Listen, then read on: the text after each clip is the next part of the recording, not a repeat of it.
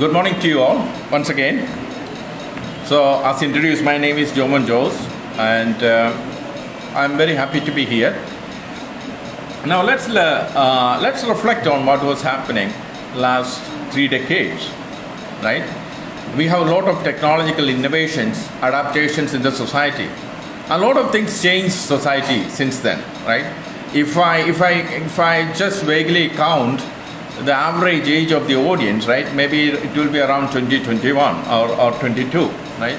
So if you think about this, you are born into an era of technology adaptation into the society, right? But before that, like a couple of years or 5-10 years before, if you consider, there was a time when we were all navigating this world without the help of internet or other things. Introduction of these technologies has introduced a lot of advantages. Of course, there are a lot of side effects as well. But the argument now, in the case of ChatGPT, is a huge impact it is going to create on society.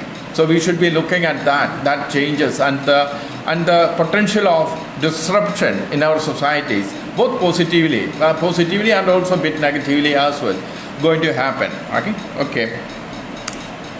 This is the context I am talking about. I'm not sure you can see from there. So what I'm showing here is something called FinGPT, right? You have heard of GPT technology. So it's generally called Generative Pre-trained Transformers. That's the technical name. And ChatGPT is one use of that for some kind of common good. Now, what you have here on the right side is called FinGPT or Financial GPT. Exploitation of this AI technologies for financial domain, right? Now, in our days, when we were studying, most of my friends took third group or economics, mainly because to avoid mathematics. But I think when we reflect now, I think that has changed a lot. And Shankar was telling me that the curriculum has changed to reflect the technical aspects of economics a lot. So today when you look at economics or any other subject, what we could see that it adapts a lot of technology to it, right? Basically, if you want to predict, study or analyze, understand any changes, economical or financial, you need to use technology, right? In this case, the lower part is the data collection. What kind of data? News, social media related data about finance, other kind of technical filings in the government bodies or other kind of monitoring bodies like stock exchanges or other kind of Ministry of Finance. Then there are trends like Google Trends or marketing trends we kind of extract from the world. All these data collected real time as and when it is produced and stored. Okay? So this may be more technical for a computing science people to do. But once the data is there, it is the economists or the financial fintech people who are the ones trying to predict or assimilate this data, understand various trends, and going to say what is going to happen to credit scoring or what is going to go to financial domain, etc. Right? So today, this is one of the latest works somebody produced. So this is the kind of financial prediction or economic analysis going to happen or happening now, or if not, it is going to happen in the immediate future, right? So that is the context in which I am talking about. I'm going to talk about some of the technological trends happening here and how that is going to be used for the analysis. Even though it is a context, I'm not going much deeper into the economic side of things, but only I am alluding to the fact that technology is being used to do the mundane things we did before through similar analysis, right? So it has changed, and for real analysis in this domain, it has to change completely, or it's going to make the changes for us. Let's now look at the changes that's happening around us, right? Now, the major changes in the last three decades with respect to technology happened is internet came into being in 1989, 1990. And then it is around the time Ajit or Shankaran or us finishing our education. Search engines came, 1993, so which we all use now for granted, right? The evolution of that is an interesting thing to study its own. Then the smartphones came 2004, and social media, Facebook came, and neural models, and so it's the other way around. I will explain that. Then the AI technology is what we came to know is started in 2010 onwards. Okay, so let's look at the development of these and their impact on the society or changes on the society.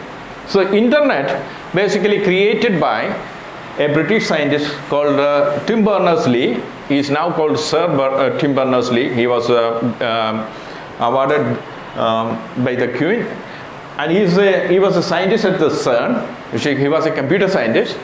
In CERN is a nuclear research institute of European Union, and it's a very well-funded, very complex, very big organization, and they had a big problem with the documents, right? You know that when we work with a lot of documents, piles of documents comes on our table. Similarly, a lot of digital documents being produced at that time. So he thought we need a better way of organizing this for accessing it across the divisions.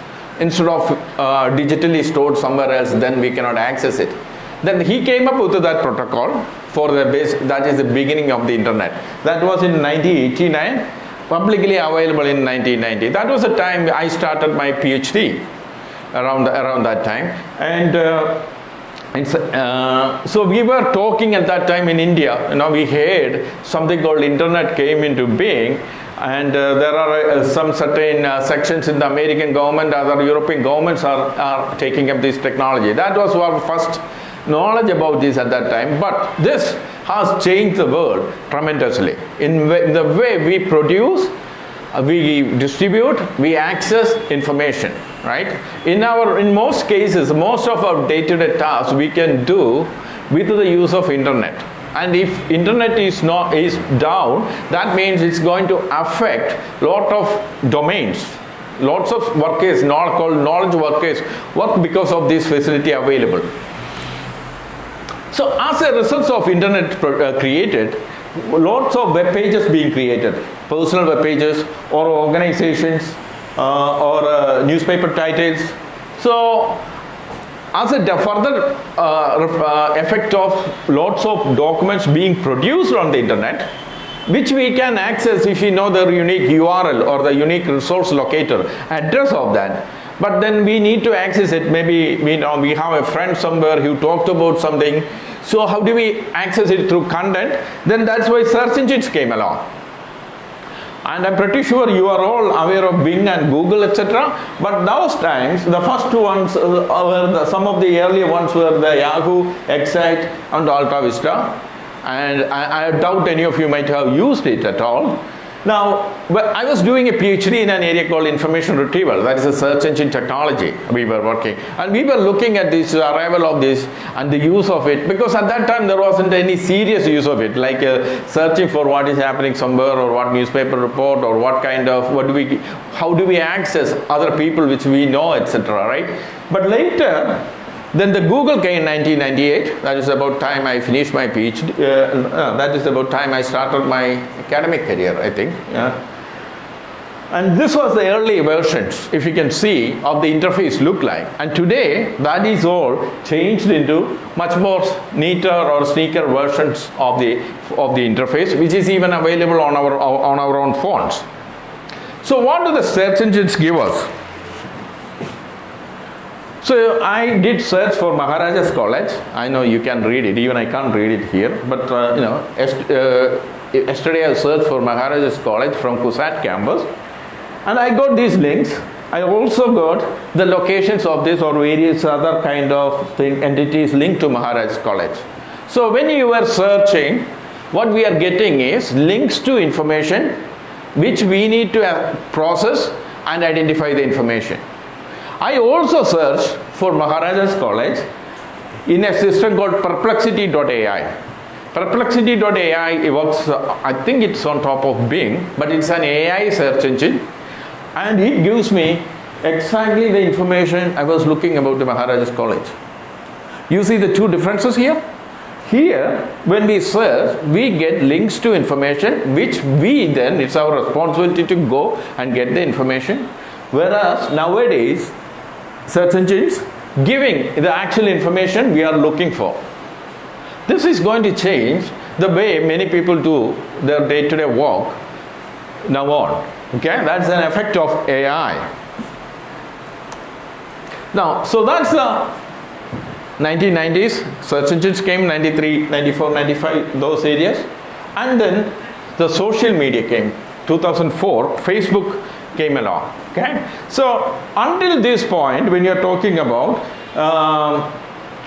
that's a version 1 of the web 1.0. What's happening there is we create static pages or maybe dynamic pages to create the information from a database.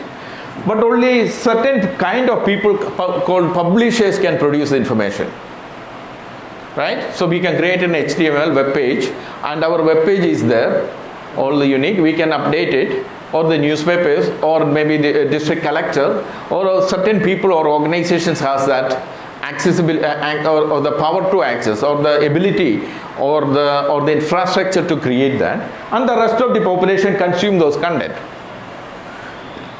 Now, then that has changed. Web 2.0 came. In that case, we can create content.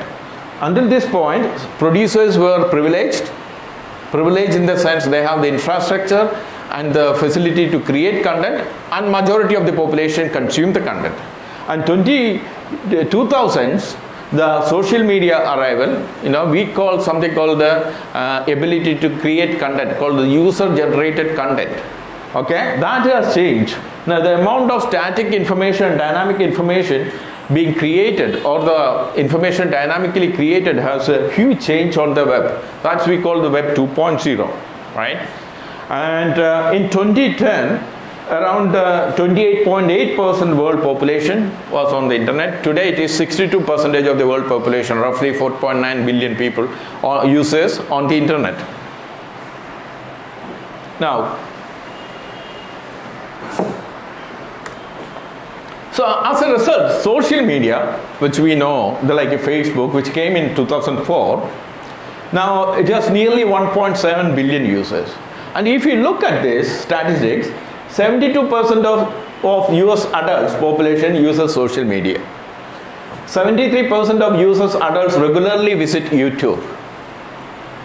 69% of US adults are on Facebook. 75% of US adults between 18 and 24 use Instagram. And 73% of US adults use Snapchat. Now, where do we get this information? This information is got from a research center called Pew Research. They basically, it's a marketing research kind of organization. They conduct these surveys, etc., kind of get these statistics published. Okay, and I think that's the only one mostly available, credibly available. So that's why I'm quoting that. Until this point, right, when I'm going to, we communicate through maybe emails, or even earlier time we used to communicate through using inlet. I don't see this much nowadays. I don't know how many people use this, right? So if you want to communicate anything, what do? We send in a WhatsApp message or email if it is formal, right? So the way we do the work has changed because of the arrival of this. The way we conduct our daily lives changed tremendously. I remember when my friend Shankaran got a job in Karnataka, a place called Bidar, in an engineering college, he wrote me a letter. I got a letter at that time saying that there is a vacancy, do you want to come? I packed my bag, then I went to the railway station, booked my ticket, then I went to Madras, then I had to go to Hyderabad, and from there I had to go. And he gave me the instruction how to reach there, right? Today, you think about it, if you want to give any information to your friends, it is on the fingertips. We don't even need to go to the railway station to book our tickets. How was this possible? So these technological changes, and which allowed us to have these kind of changes in our way we conduct life, it increased the productivity and our living standards. you all, majority of you, born into this, you didn't realize this, but some of us here, in this, with the gray hairs, we live this kind of analog life or non-digital version of the life. So we knew that the difficulties of that, or the time taken to conduct the day-to-day activities at that time. Then the next innovation that affected our life is the phones. This was kind of my first phone. I used Nokia, right? And then this was the much more privileged version of the phone. This is a kind of a BlackBerry. It is not produced anymore. At that time, business people, they were using it, which has a lot of security mechanisms, and they could type much friendlier than this keyboard here. So it was kind of a privileged solution, and 2007 iPhone came. Now what happened? I don't know, because it is because of iPhone or not. These two companies don't exist in that form anymore. Okay? So that much was the change in the society because of the the ability for us to do our day-to-day tasks. Disruption. A lot of disruption were happening on the technology and our day-to-day lives because of that change. Now, and that allowed a lot of social media platform to arise, a lot of information being produced.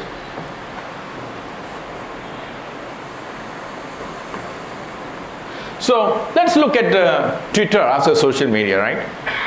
And this statistics what I am presenting here is from in a bit couple of years ago, and because one famous person acquiring Twitter, a lot of changes happening, including on the usage. So I don't know how much it reflects on that scenario, right? Now Twitter was ranked 35th most popular site in the world 2021, and it was the 6th ranked mobile app. And if you look here, the Facebook people spend, right?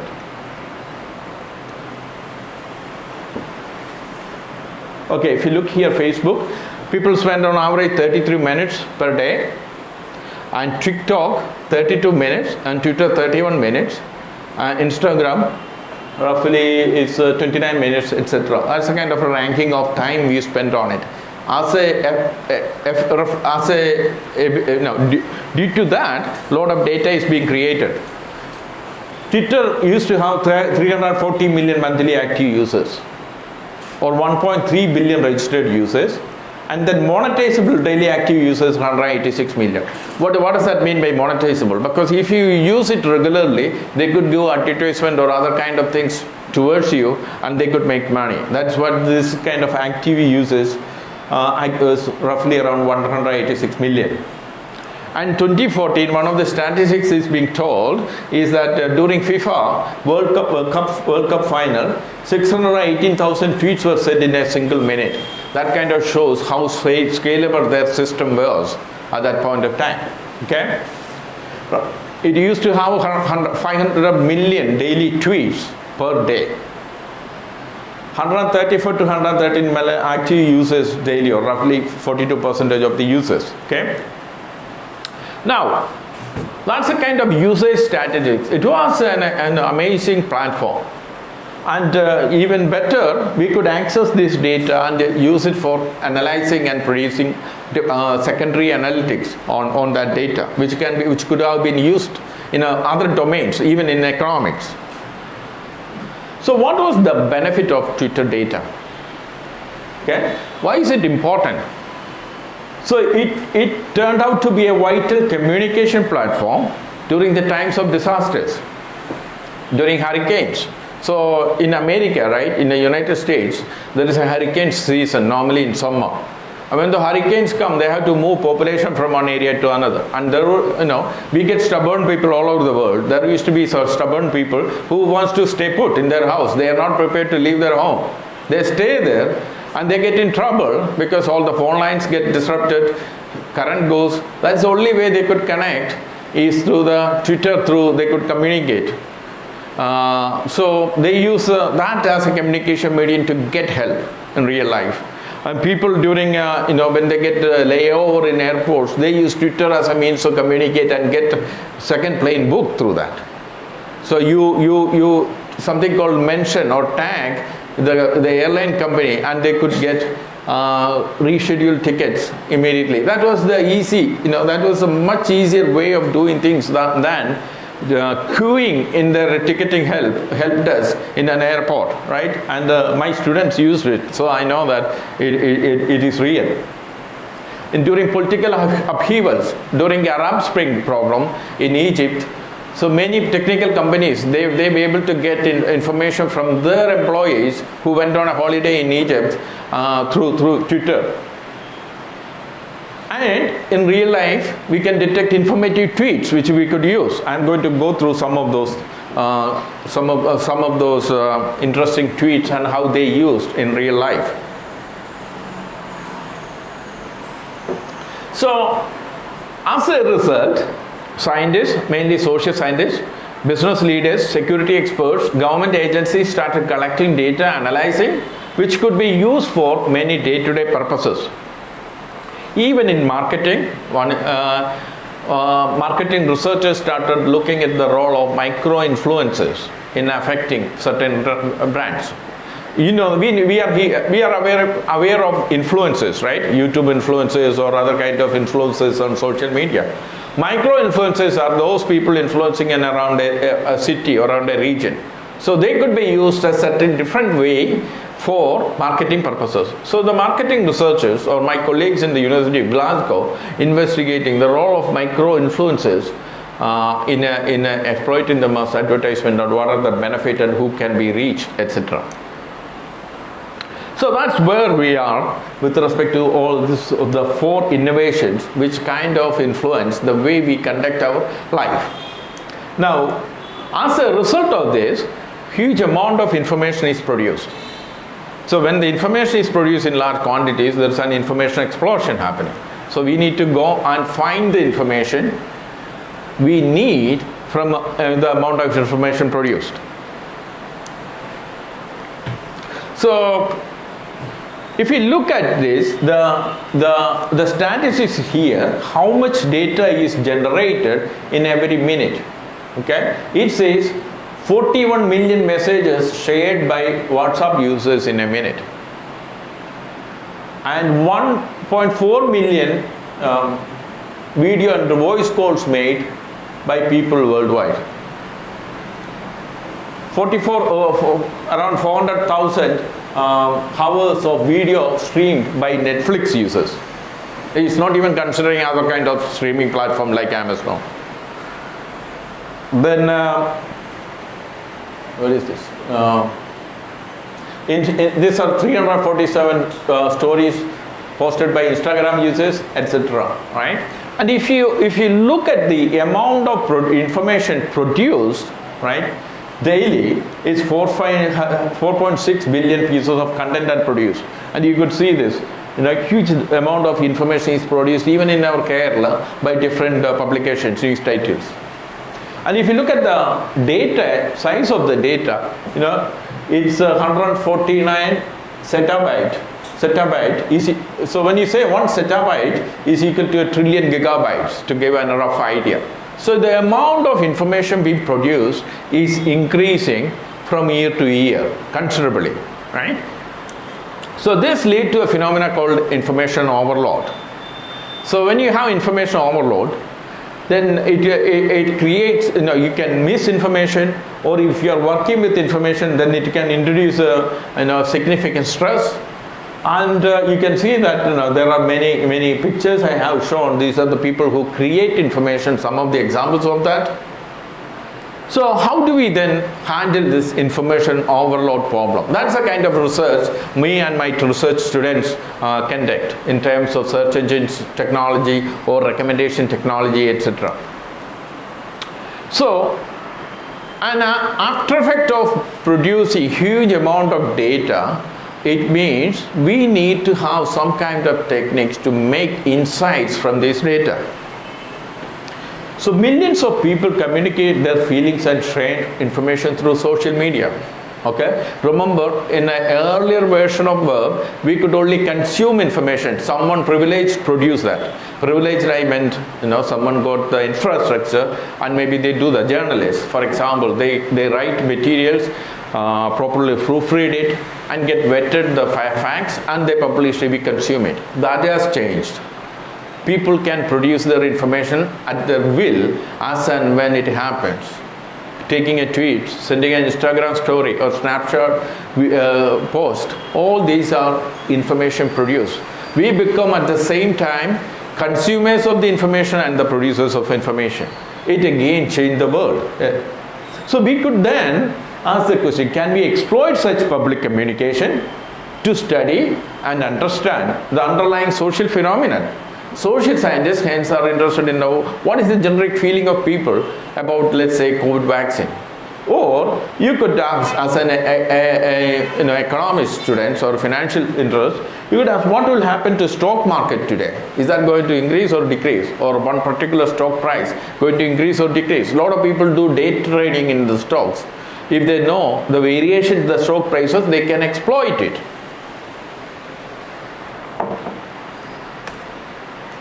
Okay, so at this point, let's look at this, right? When you write a tweet, this is the way you get the interface. So this is my tweet I sent. Happy New Year and welcome to Web Science 2023 class. I was giving this module, so I was inviting my students to it, right? And when you look at a tweet, you have seen it, you could see the author and then another kind of text and some kind of additional information, right? This is what we see. But on the back, it's 280 characters maximum. It used to be 140, but it was too limited. They found they extended it to 280 characters, and it was published through both mobile and desktop. And 80% of users are mobile based. So what does that mean? Mobile based users is they could create the information as and when it is happening and disseminate it. Okay. Each tweet has an author, a message, a unique ID, timestamp of when it was posted and some other additional metadata. All this information is very useful for analyzing the information. Tweets can be retweeted, like for example, or we can add a quote and you can send it again. And it has some other kind of mechanism in addition to text. We can communicate, provide URL, hashtags, mentions, pictures, videos, etc. Okay. Now, for a tweet, from a computing science perspective, when we look, we call that as a JSON payload. This kind of a JSON object, what we get. This is the one we are analyzing. Okay. And in addition to what we see with our eyes on the platform, we could get access to this information, which has many advantages. We could look at the credibility of the user, right? Because all kind of information is produced, we don't know how credible it is. We could look, is this user credible? We could come with an algorithm. We could look at how many, what is the age of the account. In a sense, for example, lots of people create throwaway accounts. What is a throwaway account? You create a Twitter account and tweet and spam the space, and then you throw away account and create another one. So if you look at the spammers, we could say that the age is much less because they create for a certain purposes. Once it is being detected or it's the point of being detected, they throw away and create a new one, right? Or we could look at where they are working. Is that on a blue tagged or verified information? Or how many followers and followers they have, which is also show kind of a credibility information. So we can come up with some kind of algorithms or heuristics which we can verify the credibility. In our analysis, when we did this, we could throw away quite a large amount of noisy tweets. Now let's look at some of the benefits of analyzing these tweets. Okay, this is you remember that a few years ago, it is in 2009, one flight, US Airways flight, went into a Hudson River. Hudson River is close to New Jersey or New York City or New Jersey airport. So this airline started from the New Jersey airport. Because of a bird went and hit it, it had a power failure. They didn't have the time to go back to the airport. The pilot landed there. And who is the first one to see that? A person in a ferry. And he said, okay, a plane in the river, it is crazy, and we are going to help them. That's the way the world knows about that. In the journalist world, they call this scoop, right? The first information they publish. Now, later there is a kind of a movie about this. Okay, there are two usefulness from this. Number one is that information is given. We could go and help them. The security agencies or the like a police, fire department, ambulances, all can rush to help people. Okay, normally when we have an incident like this, we call the police or fire department, and then they come to that. Even before that, that is being announced on a Twitter. Now let's look at another one. So this is one user. His username is really virtual, or the proper name is Maharajas. He said 8:58 p.m. 1st May 2011, helicopter hovering above Abbottabad at 1 a.m. is a rare event, right? Somebody in Abbottabad, Pakistan military cantonment area, looking through their flat, they saw a helicopter hovering, and he noticed something not something unusual happening. That is 8:58 a.m. And then within an hour, let's say 15 minutes later, he said, huge window shaking bang here in Abbottabad. I hope it is not that start of something nasty. Okay? 15 minutes. This is the second information about Bin Laden raid conducted by United States of America in Pakistan soil. And someone had a communication with him reacting to that, and he said very likely, and then say it is not very nice to be a spycraft, or if it is, then it is a poor spycraft. Then just 5 hours later, somebody said 3:24 a.m. Oh, this may be something to do with the press conference. The President Obama is going to talk about. It looks like they have killed Osama bin Laden.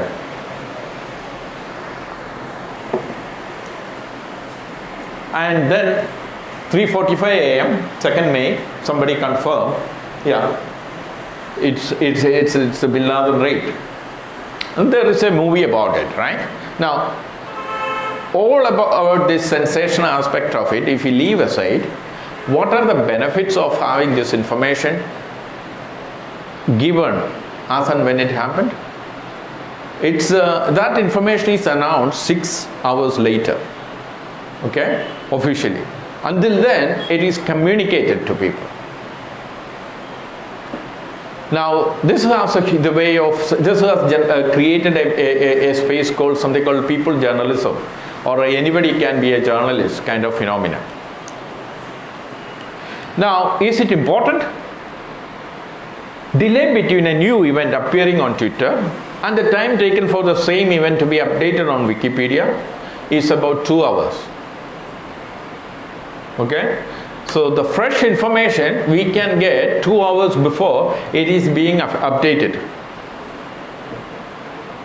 So Twitter's real-time tool nature has allowed it to be used as a coordination tool for protesters and demonstrators.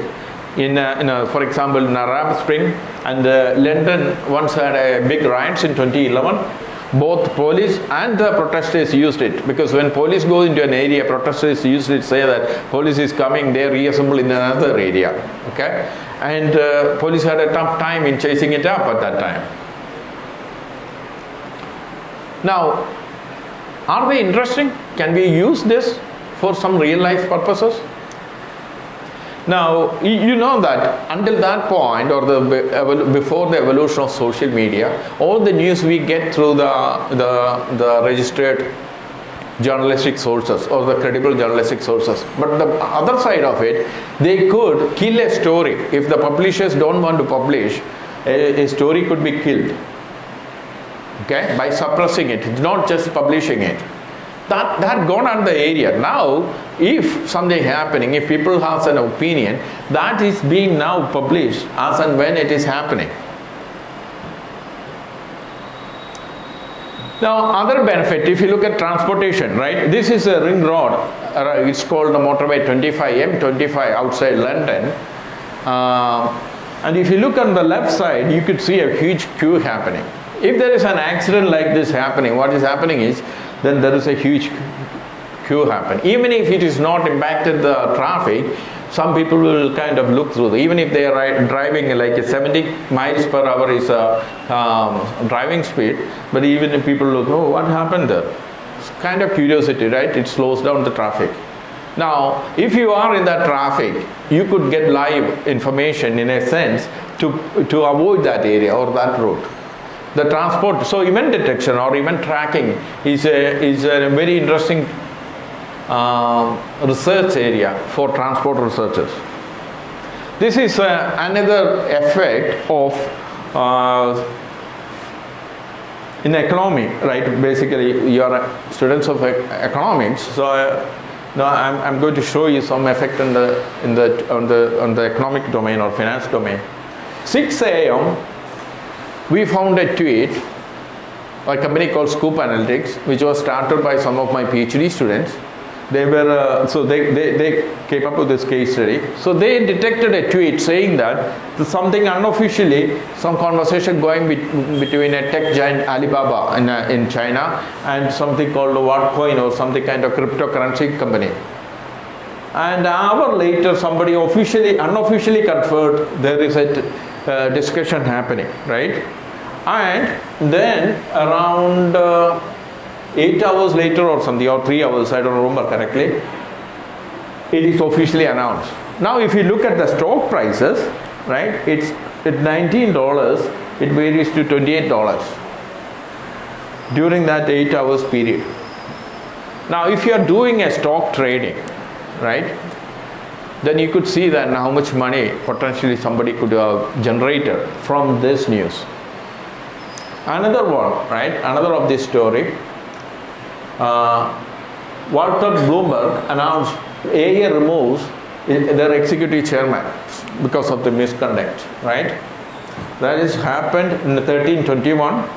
And second, the newspapers started announcing it, which was around 10 minutes later. And you see the immediate effect on the stock prices. And then the BBC Business announced that it's around an hour later, stock prices gone down, right? Normally day traders, what they look for these trends, they try to sell it when it is high and buy it back when it is low. The amount of money people could make because of that fluctuation is huge. Well, of course, they play with a huge amount of money too. So analyzing such data, maybe from a multitude of sources, and inferring events is a scientific research topic. That's the kind of work we do in our group. So for example, let's look at what is happening in Kochi or Ernakulam now. So maybe a disruption due to cloudburst. Fortunately, we have a good day now. But if there is a disruption due to cloudburst, what will happen to the traffic? Or a few months back, we have the Brahmapuram fire incident. It is interesting to a wide set of people around this region. Whereas, if there is a traffic jam in one of the link roads coming to this college, you could benefit from knowing that it is happening there. You could deroute through some other areas, right? So this is the kind of things people are interested in, analyzing social media data. And with respect to the stock movements, I analyzed, so this is whatever be this company, BBV Inc. All the tweets tagged this company. We analyzed this and then looked at the sentiments in it. If you look at this, around this much neutral, very positive, very negative, positive and negative tweets, alright? and just looking at the sentiments and exploiting this into a prediction tool. We use something called a deep learning techniques. The details of that is not important. So it's a kind of a very simple experiment. We look to analyze the time series data, the stock price movements alone using an LSTM. Now we got kind of, let's say, one measure called F1 score or a precision, right? 0.48 and 0.32 F1 score. And if we have incorporated the sentiments from these tweets happening, and that price has gone into the F1 score from 0.32 to 0.77. Okay, so this is not and the precision is 0.72. Huge jump. Again, this is kind of a only for one item we have shown out of the FT500 data set, and we could see the impact of that just by looking into one of them, right? Now, how to monetize these activities is a different thing, because we have to evaluate it on a large number of companies and look at the variance, what is happening. And the FinGPT slide I have shown in the beginning basically incorporate these kind of ideas into it. Now, the real scenario is, even though I have highlighted the usefulness of this, in reality, when you look at the social media posts or tweets, most of the tweets like 8 Mac consecutively for 4 days, I need a change of diet. So when you say Mac, it's McDonald's food, which is considered junk in that area, junk food. So it's a fast food, but it's a junk food. So these kind of, if you look at that information, right, which has no value, it maybe friends may be interested in knowing, but no real value in it. So actually 95+% of tweets, social media posts are of this category, which we could ignore. Our aim is then to analyze these remaining ones, identify them, analyze them, and make a real-time predictions about things happening. So that is a challenge. That's a huge challenge. The research area event detection from social media streams basically look into it. So when you say event detection, detecting something significant, a significant thing happening at a specific time and a place, okay? Something at least a journalist would have reported if they have seen it. That's a kind of a definition of event, right? So if we can detect, so for example, if you look here, this kind of information 1 year ago is about Russian army moving into Ukraine. It has come from Reuters and some other journalists. So these kind of real-time events is the one we are looking at it. We should be looking at it, and we want to ignore any kind of personal or bragging or kind of tweets people said. Oh, the technologies we use until that point is something called named entity recognition, or the core technology, named entity recognition. What is named entity recognition? So we need to analyze a test, identify anybody, any person or entities, actually named entities present in that text.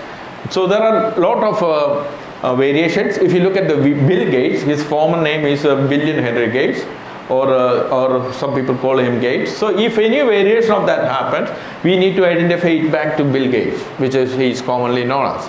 Okay, so it is basically identifying person, organization, time, and location. So this technology, is the common thing used at that point. But let's say the performance vary from the quality of text itself. But let's say around 60 to 80% performance, 80% accuracy we can get on kind of some data sets. Now, that's again, I'm putting back the previous slide and on FinGPT. They are what we are using, something called artificial intelligence technologies, which goes much more than this technology. So I will talk next 10 minutes or something about the artificial intelligence. Ajit, how am I doing time wise? Yeah? Okay. So in the last 10 years, you must have come across this kind of news in the papers. Computers can now, if you ask a question, if London is the capital of UK, then dash is the capital of France. Computers are able to answer that. So they could say Paris if you ask a question. Or if you say king minus or remove man from king and plus woman, computer can tell you back it is queen. Okay?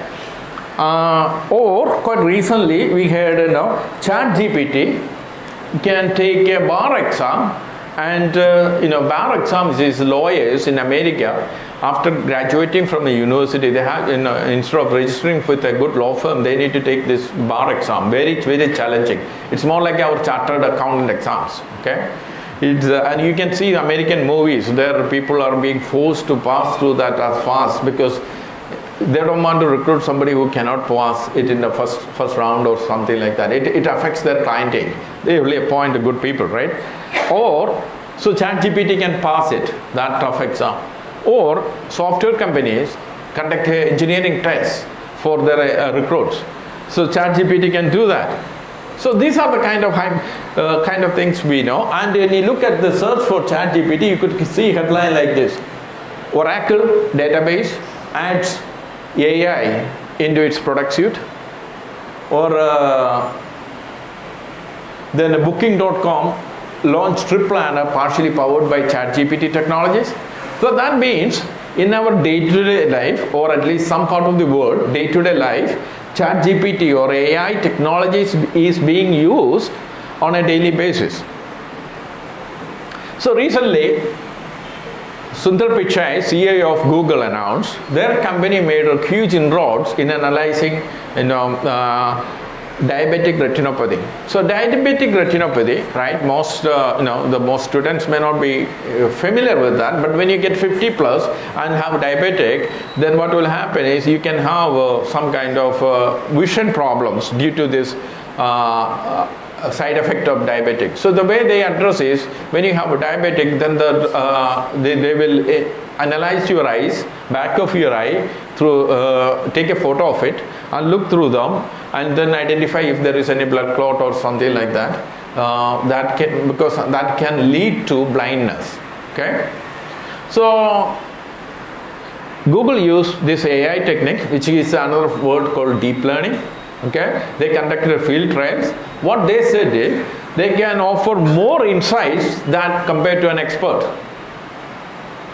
So these experts, they look at these kind of images, and then they can analyze it, and they could, by looking at it, identify most cases, and the computers can do a much better analysis. Okay, that's again an AI.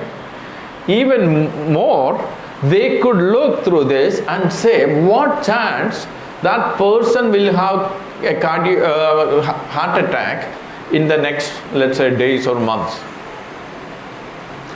That technology is going to change the world for a lot of people. Okay. Another one, it's in many European and Western countries, other America, etc. When you go to a hospital, they are funded through the government or through the insurance. So when they discharge, when they go home, sometimes they go back again. It will have huge cost implications, right? So when you are in a hospital, they are interested in predicting what is the event going to happen. Are there a heart attack or something, medical events is going to happen, right? So a student of mine started a company called Snap 40, which was now acquired by some other company.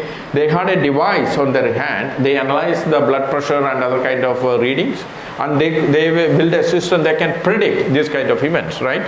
Now that's again changing because AI system, machine learning or deep learning systems could do a much better job in predicting heart attacks or other kind of medical events even happening in a hospital. When you are tied up to the hospital, when you are on the hospital bed, tied up to many other machines, looking at the reading, they could automatically predict this. This is going to happen. It's going to improve or decrease the situation.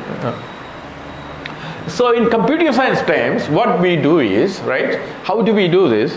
We look at large number of images and videos from a large number of patients. We also know the trajectory because they were in the hospital, it is all fully recorded. their medical conditions. We call that ground truth. Then what we create something called a train a model. What is a training a model? Either is easiest you could think about having a line, a equation of a line, right? Like y equal to mx plus b. So if you add m and b, you get an equation of a line, right? So something like that. A model is an equation, right? It's not linear, but it will be non-linear. So a computer software look at this data and fit these parameters of the model. And when a new image of the eye comes, they could analyze, then they could say, oh, something is going to happen or not. That's what called the model training or model fitting. This is a kind of a crust of machine learning. And deep learning, but in machine learning, they separate the linear spaces, like something positive from negative, etc. But many of the real life decisions are much more complex. Okay, so it doesn't fit non-linearity. So deep learning systems manages this non-linearity efficiently. It is much more powerful than that. That's why the AI systems we talk about. So how do they acquire it? What happened, right? So all started in 2030. A technique called distributed representation is developed, which is known as an NLP community. It is known as one hot vector. Represent each word in a vocabulary. So ignore this. So what you happen is you have a vector. Vector has a lot of position in it, right? Everything 0 except 1, right? This is a one hot vector. And mango, everything 0 except 1, that particular position. So this is a one hot vector. So this technology is being used in NLP computing. But the problem with this technology, if you want to find similarity between banana and mango, there is no similarity because all are 0 and the real content is in the wrong places. But is there any similarity between mango and banana? Is it? So it is a fruit, right? We could say. But our computation technology couldn't detect that, right? Because the way we were representing. That has changed something called distributed representation, right? So in the case, banana is being banana and may be related to other fruits, right? And that can be, we can represent in using a vector. This is known as distributed representation. In other words, if you say about Maharajas College, it is in Ernakulam. So Ernakulam has maybe some similarity to the word Maharajas College. And you may add maybe St. Albert's College or Theresa's College because there are other academic institutions. If you analyze all the text that is happening with the word about Maharajas College, maybe in some text we get the Ernakulam and St. Albert's College, etc. So we give some weights to these terms in representing Maharajas College. That turned out to be a much powerful representation. This is created using a neural network technology. In reality, behind, how many of you must have heard of matrix multiplication, right? We study in a pre-degree. I don't know in the economics students learn it, but when you represent something, this is a 1 by 3 matrix. This is a 3 by 4 matrix. We could multiply 1 by 3 and 3 by 4. We get a 1 by 4 matrix, right? So deep learning systems is something like the many different matrix multiplications. So we randomize these values between some random values, then train the system with the real data and adapt these values to something more. So we get really very complex model which become very good in discriminating things. So that is the fundament behind. And this is also possible mainly on something called the GPUs, graphic processing units. Now if you played computer games, they have these GPUs. That technology, I have this graph until 2007, I couldn't find anything recent. You could see that between CPU and GPUs, the computational power, the power differences, right? So because of this, we could create this distributed representation using neural networks, etc. And we were able to answer much more semantically, analyze the text much more semantically. Now think about it, right? Zettabytes of data created across the world. You crawl this data and train the big computers and have this distributed representation. It can do large number of intelligent tasks. So that led to the development of something called large language models. or something with the ChatGPT capabilities. Now, what are the capabilities of ChatGPT? These large language models can do, or in other words, AI systems. If you look here, if you can ask ChatGPT, can you write a proof that there are infinitely many primes with every line that rhymes, right? You must have learned about primes when you study numbers in the school, right? And then if you ask the computer, ChatGPT, to prove, write a rhyme, so you get this. Okay, and you can go and do this to ChatGPT or Bard or Bing. You can set the variations of something like this. So that means they are not reproducing something seen. They may be creating that in real time. Another one, you give some data and you give some set of conditions. You say create a plot, okay, and give some other conditions. And the ChatGPT respond to you with the program code. If you want to make a graph, something like this is the lines of code in a language called Python you write, right? That's very simple graph. It's a scatter plot. This say create a scatter plot, and this say mark this day and mark this tip y-axis, and the data is produced by this. That's a kind of a Python language code, right? And the previous instruction to ChatGPT, and looking at the code, we can create a graph like this from that.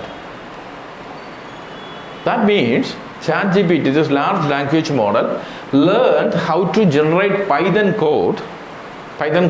See, if I want to write something like this, it may take a week for me. I use Python, but I haven't used it for this graphical representation. It may take a week. And if you ask a good computer programmer, it may take a half a day or something, right? That's what we are getting now. And I will skip some of the other examples. This is a software engineering test with Amazon ChatGPT took and got 100% score. And this is art, okay? This is an actual art piece created. They asked ChatGPT to create this. The one that is based on ChatGPT 3.5. This is the 4 version 4 GPT based on that. So what means is it is capable of doing this creative task. Of course, it didn't reproduce exactly as it is. It is again creating something called JavaScript code, even more difficult than the Python code to create. It can do this. How does it acquire this knowledge? Okay. So now, so this is where we are, right? What effect this will have on the society? And a few months ago, people were saying ChatGPT can write research papers. It's a big huge issue happening, and some people even going and naming, co-authoring ChatGPT as a co-author. As a response to it, publication houses like ACM said, it has to be a real person if you want to name an author. Or in other words, ChatGPT is not allowed to be asked. We cannot name ChatGPT as a co-author in a paper. Research papers, basically, academics, the people who do the research, produce the research, and write something like this as a paper and write their names on top of it, right? So that's a kind of a research paper is properly created, and depending on the venue, right, it will be rigorously created. So I wanted to experiment with this. Will it be able to generate a paper for me? So this was my paper. I submitted to this a big conference. And I want to ask ChatGPT. I took this abstract from my paper and give to ChatGPT. Write me a paper about it. Okay. So ChatGPT give me a generic introduction, basically using text like this. And then it talked about the approach. The first paragraph is the approach, and then it talks about the experimental results, right? And finally, it wrote a conclusion too. Now, this is nowhere near the paper I wrote. Okay? So ChatGPT cannot make a research paper. Or at least my papers can't be reproduced, right? And also I can tell you the exams my students took, and they used ChatGPT, but they didn't get much marks. So ChatGPT cannot write exam answers to my questions in the exams too, right? In online exams. So yes, we can use ChatGPT as a productivity tool. We can write a paragraph, ask ChatGPT to rewrite, in a sense helping us to proofread it. We can ask ChatGPT to summarize a research paper, in other words, to paraphrase it in a different set of words. Okay? It is a productivity tool. That's going to happen in the immediate future. The effect of ChatGPT, etc., is going to be as a productivity tool. For example, if you write a PowerPoint or a Word document, now ChatGPT or GPT, like a large language models, are being used behind it. That is going to increase our productivity. So coming back to FinGPT. Now what's happened to economics, right? So if here if you can read, it says fine-tuning methods, adapting big large language models for economic purposes. That is the kind of areas now you will immediately see an effect in fields like economics, financial analysis. We will be telling language model, so I have this data, I want to analyze it, I want to see the impact of this on the product or something like this. This is called prompt engineering. You don't have to be a computer engineer for that, but that is the immediate effect I think it is going to happen. And second area is to provide additional intelligent abilities to large language models, which is basically telling that, you know, if I am an expert, I will be analyzing this data in this way, I will use this model to predict. So we combine our knowledge and the language model's ability together to create something more intelligent for analyzing data. So that is again going to be an effect into many fields, including economics. Okay. So to summarize what I have been talking, ChatGPT and other large language models are going to disrupt the way we conduct our daily lives. In most cases, it's positive, productivity improving tools, and these models can show artificial general intelligence or human-like intelligence in many tasks, including vision, mathematics, law, arts, etc. Next 10 years, it is going to change the world. Change the world in the sense like the way we conduct our day-to-day activities. I have walked through the kind of changes happened in the last 30 years with respect to information technology, but next 10 years I feel it is going to be even bigger changes. And when I say next 10 years, I really meant next 5 years, because that's the kind of speed in which things are changing. And thank you a lot for listening to me patiently. And now once again, I'm very happy to be here and talk to you. Thanks a lot.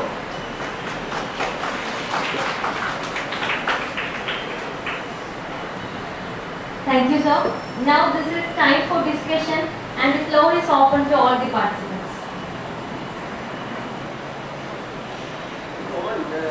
Can we just, as you mentioned, this is not useful for writing new research papers, but review papers can be. Yes, we could review past work, and we may be able to get that it is reported something there, etc. It can summarize. Or you could ask what is happening in the literature, right? But that is not equivalent to writing papers, because you are aware of something happening, and I consider it as a productivity tool, right? In a sense that. So it is helping you. That is happening. So we train our students to read research papers, analyze it, and methodologically do this research. That task, ChatGPT may steal, right? And will that affect students' abilities? It's time to say. But I think it is going to be increasingly being used as a productivity tool. And I'm fine with that, to be honest. Because we cannot change that. It's out there. Mentioned that I predict it. Yeah. I predict. Then AI will also predict it. Then you bringing together, then a character version will come. Right. Then how do you explain that? Okay, that's the biggest thing now happening, right? So the prediction model, so the question is, whenever you make a prediction, you need to verify which is the truth, right? At the moment, so we have a kind of confusion here, because if you use one large language model, use that as a prediction tool and use another large language model as a ground truth, is it correct or not? But at the moment in the field, it is happening as a kind of experimentation. We are trying to figure out how to evaluate these tools methodologically or more rigorously. It is again happening in parallel. Okay. And I think one of the work we do, my PhD students work in an area called recommendation systems. We are basically looking at how to prompt. There are also lots of people looked into it. How to prompt, how to write a prompt. Writing a prompt is basically telling, not a program writing. It's basically telling, this is our data and we want this. And how do we write that instruction for language model to do that? That's called prompt engineering, right? And anybody can do. You don't need any programming ability for that. But then the next step we are trying to do is, can we evaluate it? Can we create this model, adapt it to something already we created using other mechanisms, right? So which is again one already produced. In that case, we could evaluate it using already existing data or kind of ground truth, which not reproduced by large language model. Then we could see which one compare better and how to adapt it, etc. That is the next stage of work. We are going to look at it, and many other people started looking at it. But it is fair to say it's not completely clear for us how do we go and evaluate this rigorously and adapt it to our daily usage. Is it possible that you will recommend a model? So what I am asking is that I have a set of data. Yeah, I wanted to estimate something else. So we have different way of estimating it. Right. So is it possible that from this approach, is it possible that the best prediction model could be recommended? So we could ask ChatGPT, basically it's not ChatGPT or ChatGPT, we could ask, we want to analyze this model, and then it gives you one kind of estimation. And then we could say, can you try some other estimation and compare with it? Or we could do that, that's iteratively, we could prompt that, okay? But one problem with these models has a problem called hallucination, right? It gives you an answer as confidently, and we don't know when it is correct and when it is wrong, right? And it doesn't know whether it is wrong or not, right? So I want to know about something basics about this. Can you clearly distinguish between machine learning and the role of AI there? Okay. Then, especially in financial management, the blockchain technology is widely discussed, but you did not give much emphasis to that. You're right. Can you explain that also? Okay. After that, I have two more I will give after getting there. Okay. So the difference between machine learning and AI, okay? So when we call AI, we call something called deep learning, okay? It's deep learning is machine learning, as I explained. You have some ground truth, right? Let's say, so if you want to, let's see, we have one page, A4 size, all the letters or some kind of text created by all the male and female in this auditorium, right? That's let's say around 50 pages, right? And we want to identify female handwriting from male handwriting. What we do is machine learning is we analyze it. We look at extract the shape of different words and how close or different features. This is called feature extraction, right? We scan it, we then analyze it, and then develop a model, right? And that model may be, it may be any model. Basically, we want, if there is a separation, we want this, maybe most girls write it beautifully, and at least compared to me, they write much better. So we may be able to separate that. That's known as machine learning, right? We have a ground truth created. We tell this is the data and fit the parameters of the model, and then you separate that. That's machine learning. So AI or the deep learning, what is behind it, is exactly same as that. Only difference is, like I said, it is a huge number of parameters. So for a line, we may need only 2 parameters, right? So the latest deep learning models is 40 billion parameter. Because of you're multiplying so many matrices again and again, and it creates one point, and then it will generate into another projections. So basically, in a mathematically, now if you go and ask Shankaran, we may say it's a transformation or projection into different spaces. So that is very powerful model, right? So instead of let's say 100 parameters of machine learning models, we are now talking of 40 billion. So it seems much bigger. And that models we learn are much more complex. We could say that it's a non-linear models, because in all the some things we cannot separate in the same space, right? If you look at if you want to identify individuals' age and their seating location, right? It may be look like a curves like this, right? Because we are all sitting mixed, and so separating that will be very huge difference, right? So that function we are learning in deep learning, and you could see. And if you want to do that in real life, it is very huge. Okay, and 40 billion parameters compared to other kind of models, 100 or 1000 we use, it has a huge effect. So they are same, deep learning, and in that respect they are same, but there are a lot of mathematical differences between them. And what was the second question? Sorry. About blockchain technology. Yeah. Okay. Blockchain technology is a way of called distributed ledger, or in a way. So when we have normally when conduct a business, everything is centralized, right? Whereas the blockchain technology principle is it is distributed, and then you try to give same level of protection as the what you call the centralized systems, right? So our reserve banks, right? Every money printed is centrally controlled, right? Whereas blockchain, anybody can mine it with respect to certain conditions also, right? That's a kind of basic principle of that, right?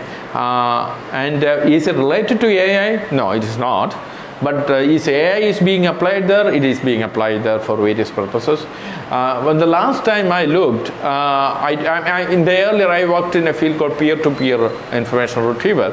Basically, you distribute information to peer computers rather than centralized Google or that kind of central computers, right? So, but there are a lot of problems, like when you have a distributed, like, so what will happen? My computer goes down.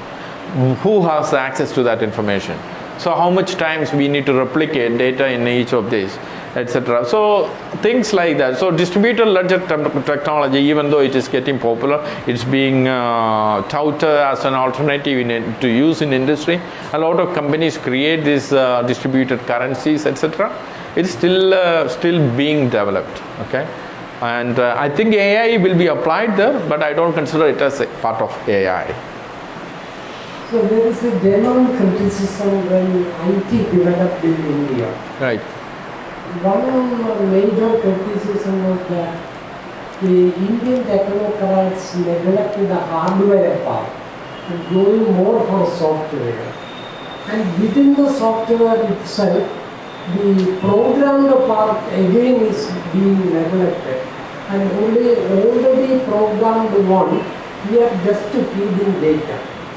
Considering this criticism, how do you look at, from an Indian perspective, how do you look at the application of AI and machine learning in Indian context? Yeah, okay. I think when I started PhD, or when we were doing MSc here and then looking into doing, after statistics, I wanted to do PhD, right? I will look at the publications.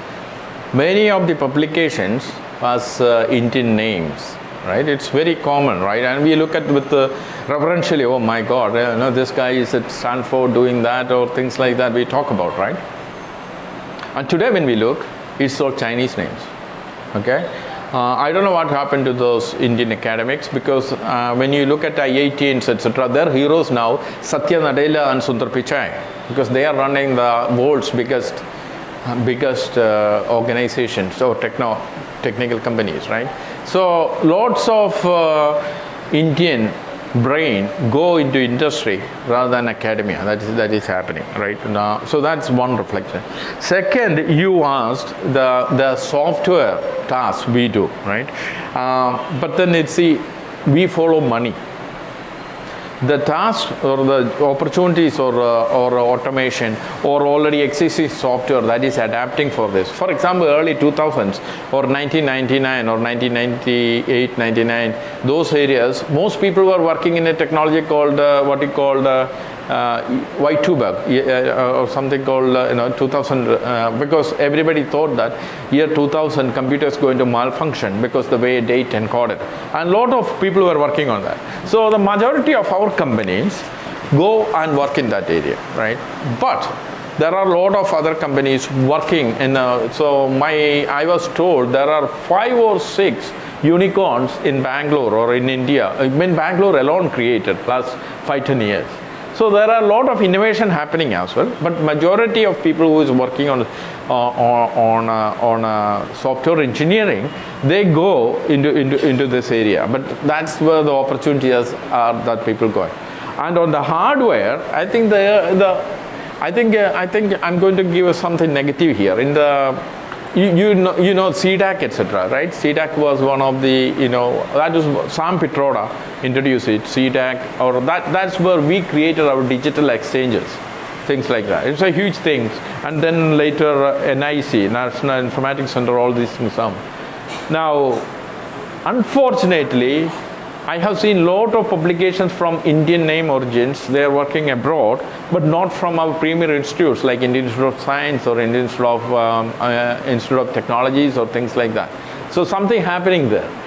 The leadership we used to give in those scientific domains is faded a lot here, okay? And it will have huge impact down the line because these are the kind of technologies we cannot stay away, because the world is going to change, right? Even Dubai has a research center. They analyze a lot of data, created large language model like a GPT, right? Their version called Falcon. And for many evaluations, there is a leaderboard of language models. They are top. For many evaluations, they are top, right? And we are nowhere there. And I think staying away from these kind of developments and not generating enough expertise in that will be catastrophic to the country. That's my opinion. Okay. Sir, I am working as research assistant in CSES.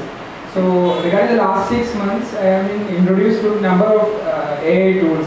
Not only ChatGPT, there were a lot of other AI tools also. But I also use them as a, like you said, I use them as a productive tool regarding writing reports and also sending email also. I used to use them. So, but I don't know to what extent you can use that ethically in a research. Okay, so the way my PhD students, when they start writing or when they have draft, they give me, I proofread, I correct it, right? That's the way the normal pipeline. And some cases we get an external help of somebody called proofreader. We pay them, right? Now, if that external help is ChatGPT, it's nothing wrong, right? I'm not paying ChatGPT, maybe I'm paying for their membership. So I'm not cheating there. Intellectually, it is my idea or my student's idea or our collaborative. So that's the way I look at it, right? Now, so I don't mind people use as a productivity tool. And also, when you look from an India perspective, right, or people from linguistically non-English background, the way we compose sentences, to use the words, etc., in a certain way, that may not ring very well with the external audience. So if they get some kind of leveling mechanism with that, then that is good to me. So I think you can use it ethically as long as you use it as a proofreading tool. But if somebody asks you to analyze, let's say, some technology, and then you get ChatGPT to do that, that is not ethical. But you can then work through that with ChatGPT, make that report. That is ethical, right? Okay, thank you.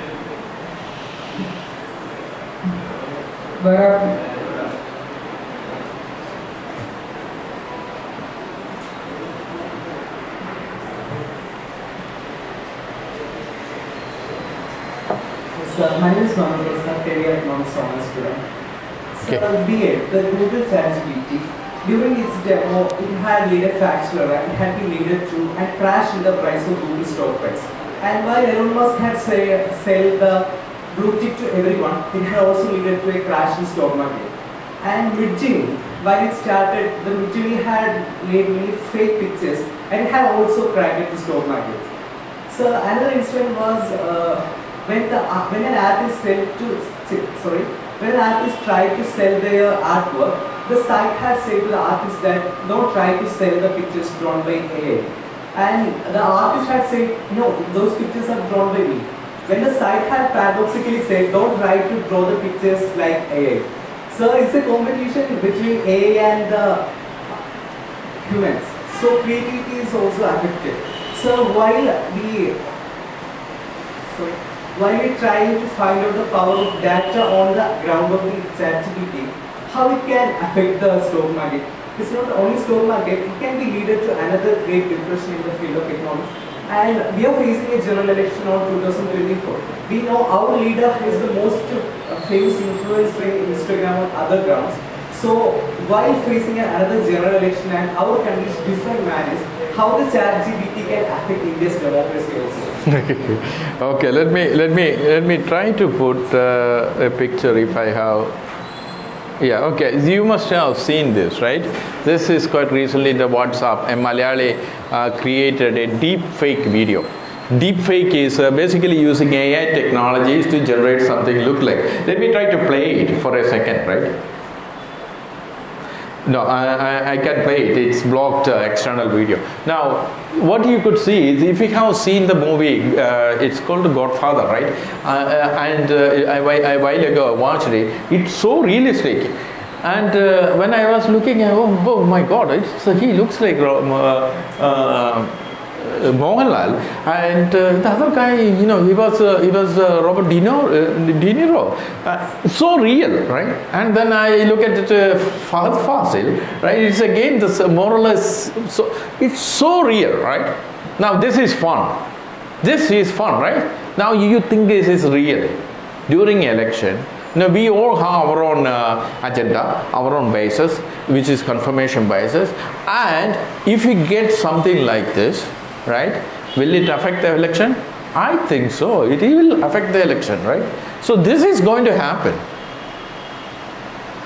Lots of worse things happen. Now I talked about the power of social media to produce,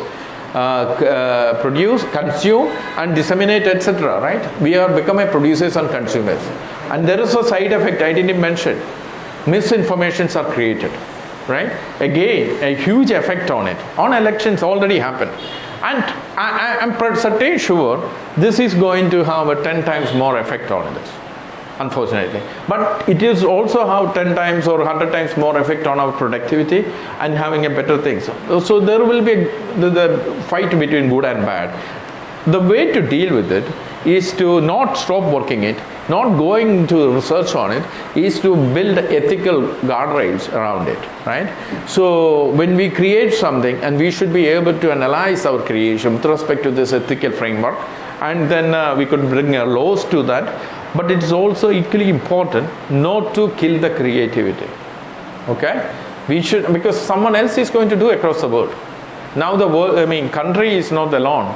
We are part of a world, right? The boundaries, physical boundaries are there, but the what you call digital or boundaries are going to get,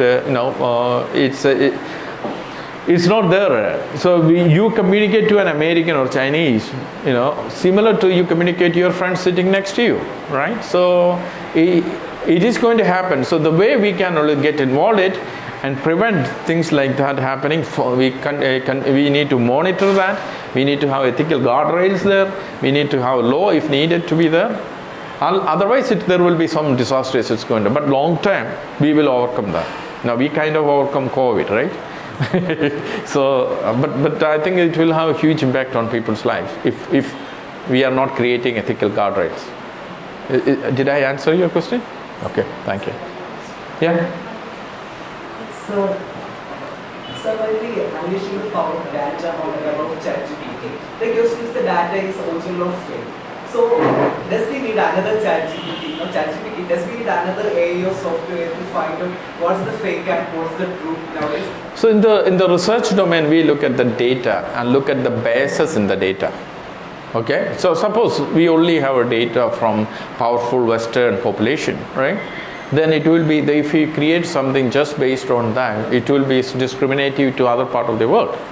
So our cultural things. But many of this data they analyze, it is multilingual, etc. It is short, right? So it is important to look at the data and how representative that data is of the population. So one of the problems of using or machine learning or deep learning tools is the data itself is biased. That's what you said. It's not fake. It is biased itself. Can be problematic. But again, along with the ethical framework and the other tools, we should be looking at how to deal with the bias in the data and how the decisions are fair. So one example I will give you. People use a credit scoring to, when you apply for a loan, if you don't have any credit history, you don't get it. That is unfair to you because I didn't have a credit history. This happened to me when I was first in the UK. I tried to get a loan. I had a difficulty because I didn't have any credit history. So they look through a system and say your credit score is low. I said, how come it? I never defaulted on any loan. And then he said, you need to have a loan to have a credit history, right? So this is a huge effect on denying insurances or things like that. It's a huge effect. Again, it's the only way we could do is aware of it and create alternative mechanisms for it. Okay, thank you.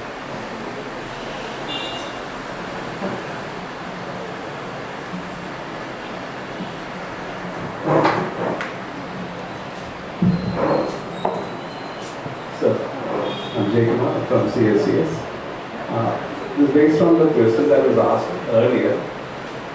How do we find out what is the extent of plagiarism? Is it possible? I mean, something you said it is possible to augment, enhance what you have written, but then on a very social science background where you can formulate something based on available data, how do you know it is authentic or?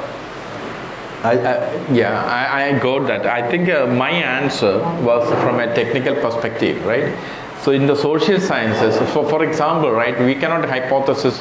I cannot expect ChatGPT to come up with a hypothesis.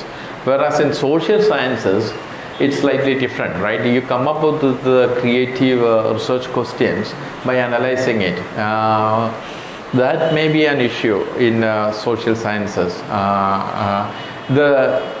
So I don't know how that problem will be solved or addressed.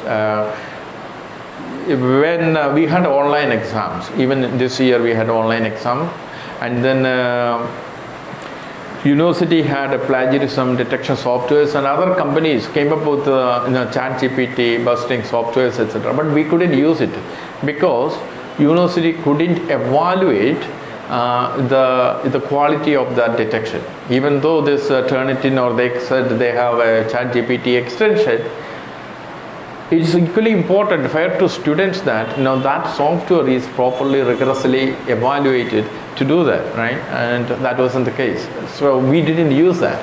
And there were a lot of plagiarism there, right? And lots of people got away with it too, right? So I don't know how that will be answered in social sciences, because in technical world is that idea they don't get it. Maybe ChatGPT may not be able to, whereas in social sciences, which is different. Again, you use the creative analysis, etc. Right? ChatGPT can do that. One more question is on the question of deepfake videos. Is there any universally accepted some mechanism framework? Because I recently read there was an issue where in Tamil Nadu, there was an audio clip which was leaked of the Tamil Nadu finance minister saying something against his government. Yeah, right. And now I believe there is an agency which has tested it and apparently certified that the second audio conversation was authentic. The first one was there was a bit of noise, so they couldn't really discern if it was his. But second one is authentic. So if it comes to judiciary, is there any mechanism? It's I can say that I know even my own friends working on detecting deep fake audio and video, right? again. So that's again experimental. They were doing it for let's say last 5 years, etc. And there will be solutions. Eventually, we come into that, right? But in the earlier versions, these solutions, they look into the frames, frame by frame differences, and when you manually edit, you get between people. When you put the head back, Mohanlal, there you get some kind of a line there, so we could accept that, right? But in AI, when you do deep fake there, that kind of that kind of features are not in that video anymore, right? I don't know how to use that. I know people working on that, but I'm pretty sure solutions will come. But this is going to be the next big battlefield. People doing this and the other solutions come on the fly, and in between there were a lot of bad things will happen.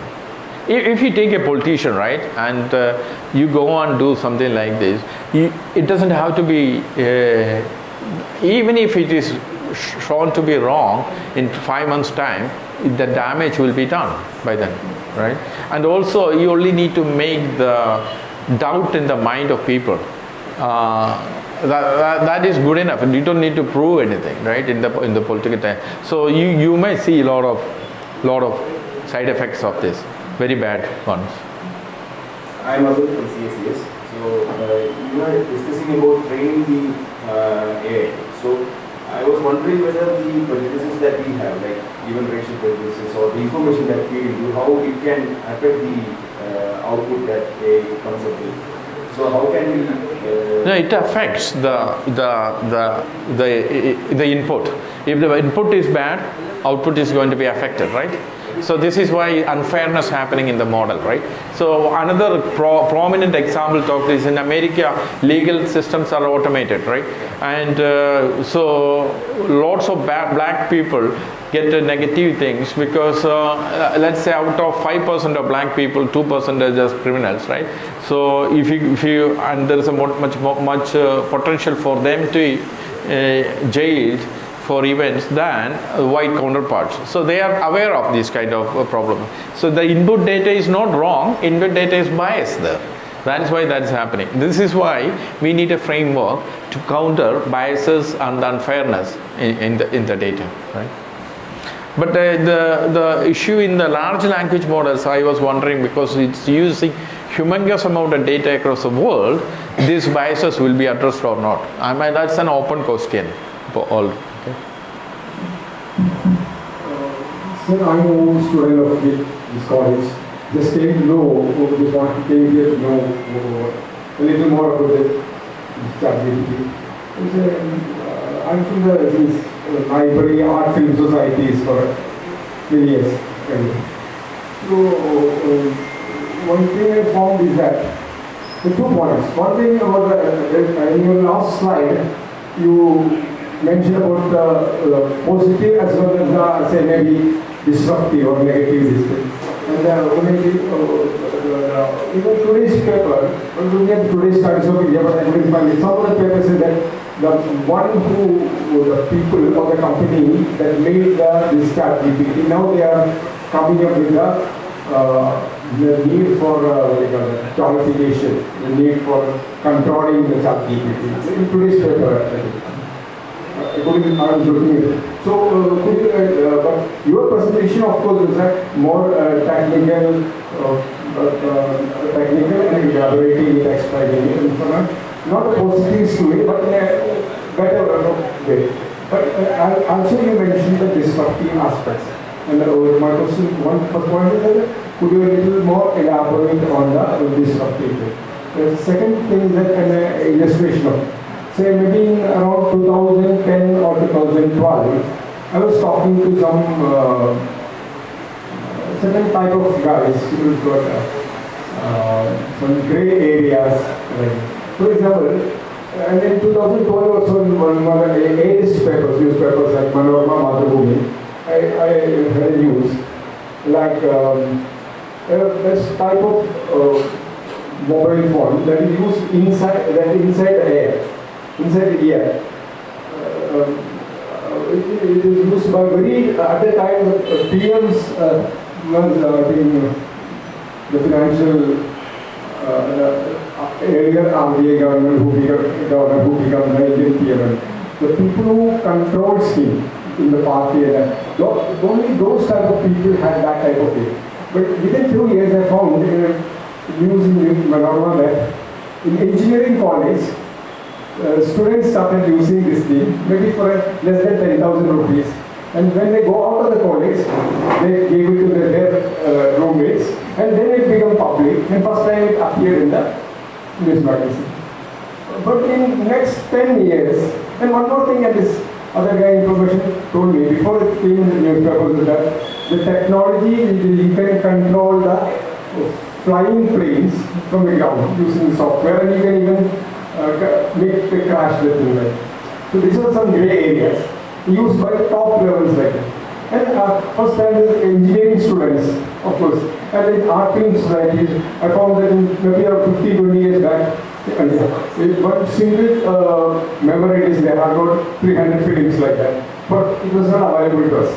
So the art techie guys, techie people had this thing. But even after 10 years, what I found a little disconcerting is that though in many examinations, the supervisors nowadays in French engineering exam, medical exams, the strip search and many type of tape search people, they don't give the why reason about this type of inner evidence. So that means only few people, like the area PM level people, engineering people, they remain know of this thing. Not at the ordinary level. But in practice, and the invigilators in the examination, they will be searching, but people doesn't know that. Even after 10 years, so similarly is this ChatGPT is going to be at the top level, at the PM level, at defense level, they will be using master film makers like we call art film masters. But it doesn't come about the ordinary level. But in examination things, they use it. But it is never mentioned why, what is this small using. So is there a potential with art GPT is going to be like this? I think that it has a potential to be messy. Very last question, and only just okay. Very last question, one more question before winding up the session.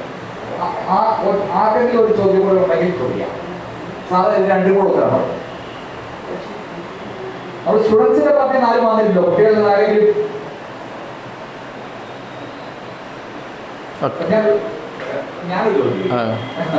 our social media event discussion and the distribution around the basis of that we can make predictions. So especially the social media algorithms are in such a manner that we only see the messages of the posts of only selected people. Pattern identify and practical solution. Okay.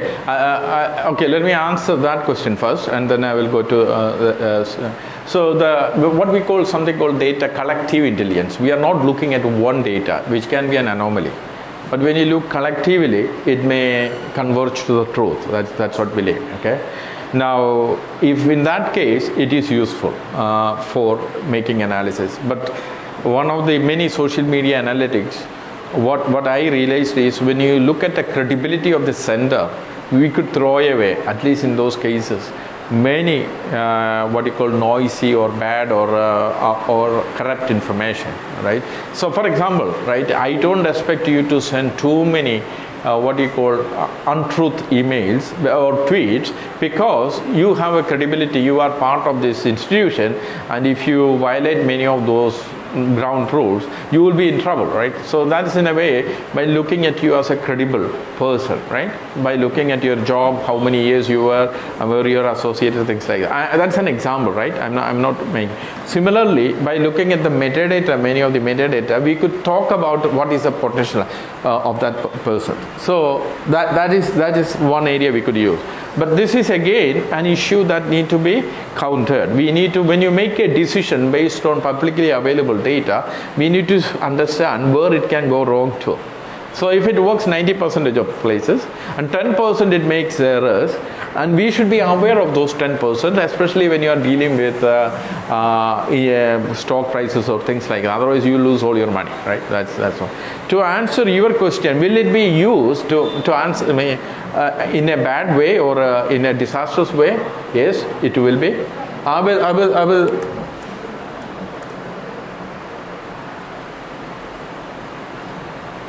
So many people have seen this. This is coming from Boston Dynamics, that video, right? That the robot dog jumping and etc. They're creating robots, right? Now think about those robots have these capabilities. It doesn't have to be correct, right? It is good enough to kill in certain scenarios, and it will have huge impact across the way the warfares are fought.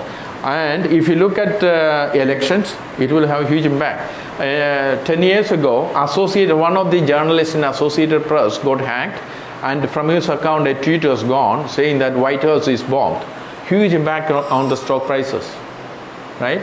So it happened already, and we know all the misinformation, all these problems happen without AI. And with AI, if it can help you in creativity, productivity, it can help you in disaster, negativity, equally. And it is going to happen. But my answer is not completely stopping is not the solution, right? We need to analyze it and the pros and cons, where it works, where it fails, and we need to address that. And which I call ethical guardrails around that, or building that, right? Now, if we stop it completely, right? Now we can stop in India.